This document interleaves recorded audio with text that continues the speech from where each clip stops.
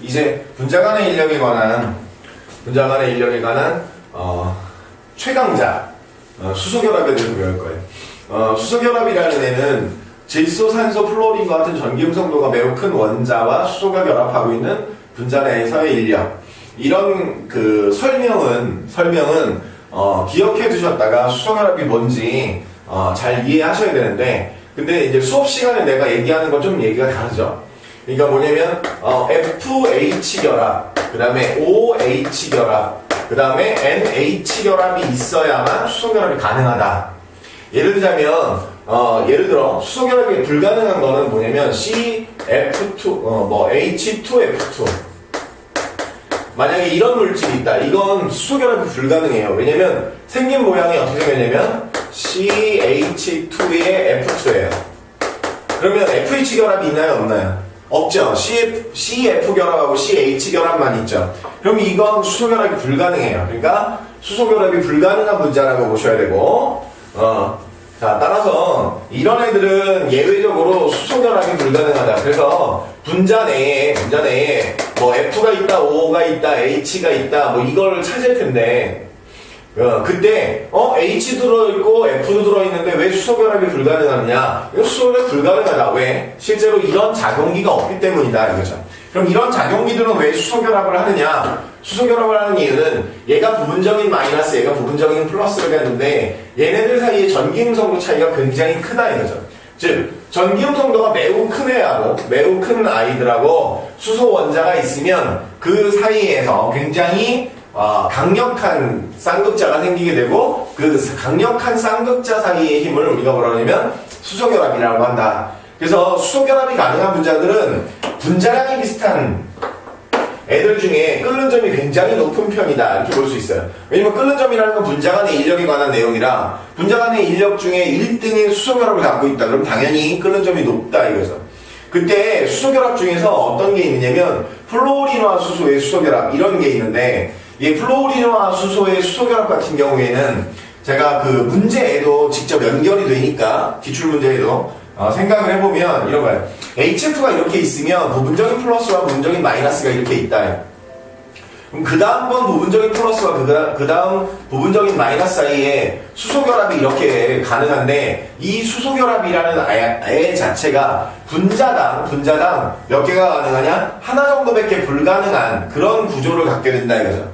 그래서 HF가 두 개가 서로 마주보고 있으면 이렇게 수소결합을 해버리면 그 주변에 있는 다른 HF하고 이렇게 수소결합할 수 있느냐? 이게 안 된다는 거예요.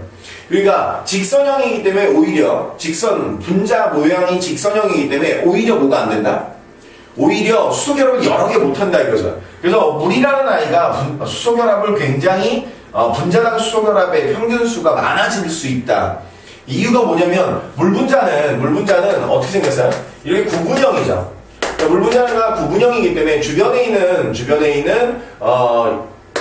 다른 물분자와의 수소결합이 굉장히 용이하다는 거예요. 굉장히 용이하다. 이해하셨죠? 그러니까 이쪽으로도 수소결합 가능하고 이쪽으로도, 그 다음에 반대쪽으로도 가능하고 반대쪽으로 가능하다. 그러니까 상대적으로 지금 HF보다 분자 하나 주변에 수소결합 수가 많죠. 예, 이걸 잘 기억해 두셨다가 문제를 푸셔야 돼요. 좀 이따가 기출 문제 중에 예를 하나 보겠지만, 이해하셨나요?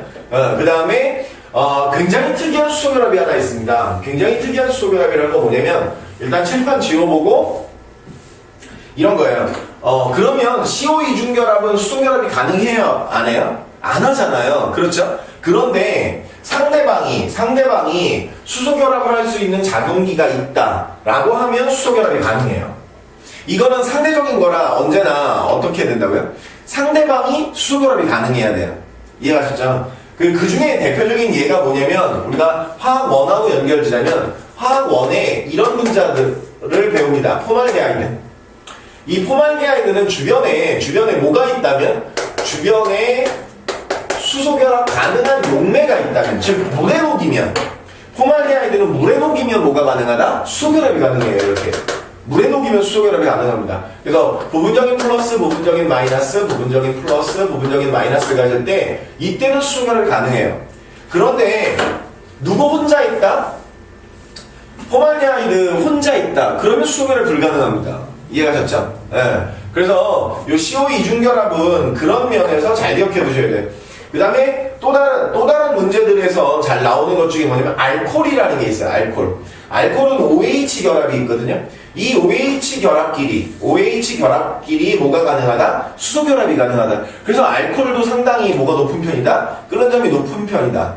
분자량이 비슷한 다른 물질에 비해서 상당히 높은 편이다 이거죠. 예를 들자면 C2H5OH와 C2H6 그러면 비슷한데 분자량이 그렇게 크게 차이 나지 않는데 얘는 상온에서 액체이고 얘는 상온에서 기체예요. 이 정도로 이 수소결합이 끓는 점을 상당히 많이 끌어올린다고 기억하시면 됩니다. 네. 그러면 그 다음 건 수소결합 다음으로 넘어가면서 분자간의 인력 좀 마무리할게요. 자, 그 중에 이제 뭐가 나오냐면 이런 그래프 많이 보셨을 거예요. 쌍극자 모멘트와 분자량 그리고 분자 간의 힘의 관계. 자, 분자량이 비슷하다 그러면 이런 거죠. if 이 조건이 먼저 있어야 돼요. 분자량이 비슷하면 이런 조건이 먼저 있을 때 자, 수소결합이 무조건 제일 세고요. 그 다음에 쌍극자 간의 힘이고 그 다음에 분산력이에요. 하지만 분자량이 어떻게 한다고요? 분자량의 차이가 나면 그건 이런 결론을 내릴 수가 없어요. 그래서 꼭 기억해 두셔야 되는 건 분자량의 차이가 크다라고 하면 이 결론이 맞지 않는다.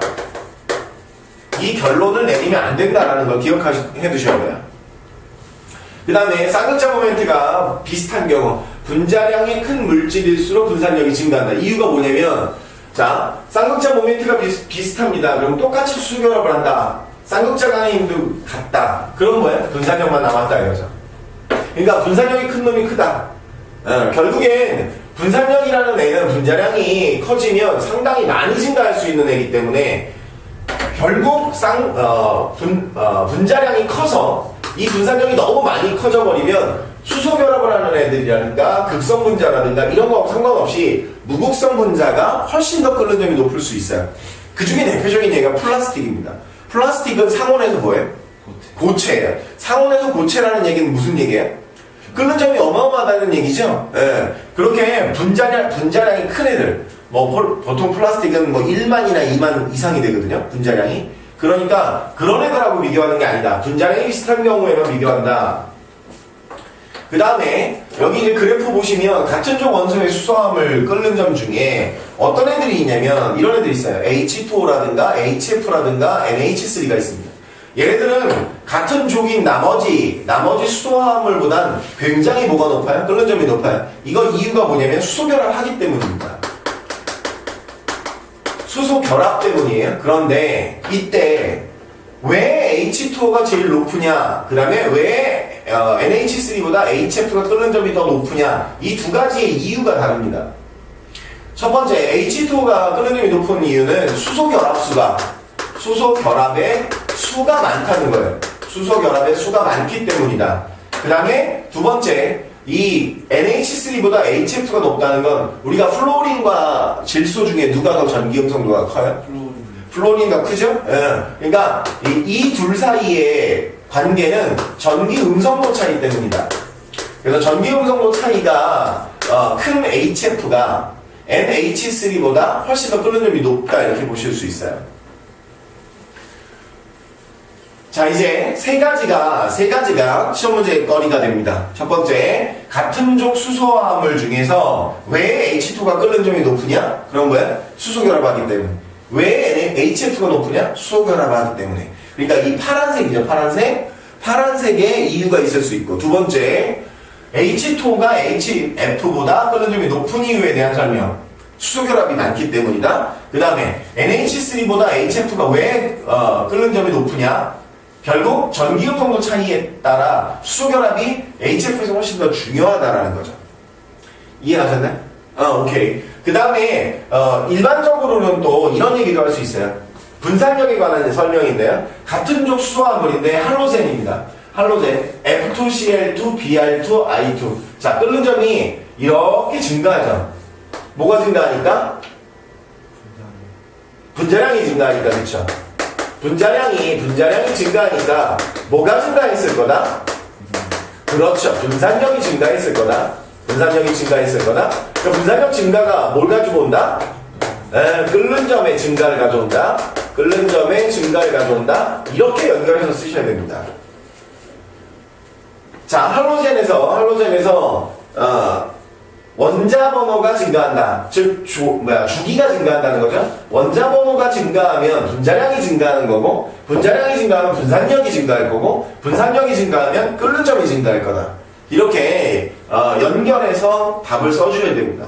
그래서 사실 이 파트가 화투를 준비하는 친구들한테도 그렇게 어려운 파트가 아니에요. 그런데 이걸 글을 쓰라고 하고 첨삭을 해보면 이게 상당히 그 이유를 잘 못 써요. 그러니까 이유를 잘 못 쓰는 이유가 이유에 대해서 공부를 하는 게 아니라 결과에 대해서 공부를 하기 때문에 그래요. 이해가셨죠? 그러니까 결과에 대해서 공부하는 게 아니라 논술은 뭐예요? Y와 how. 그래서 하와이라고 했죠. 하와이에 대해서 공부해야 하기 때문에 한 번 더 정리했어요. 오케이? 자, 다음 넘어가 볼게요. 자, 다음 넘어가 보면 이제 농도로 넘어갑니다.